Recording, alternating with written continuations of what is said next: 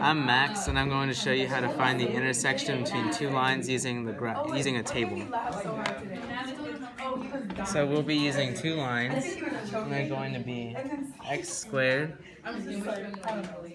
plus 7x plus 10 and 5x plus 9. Hit graph.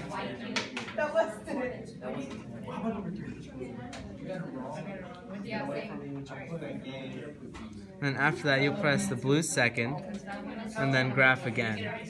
It'll give you a set of tables, and then you look for the x value which has the same y values for both of them. In this case, it's -1. We see that -1 as a value of x has both of the y values here as 4.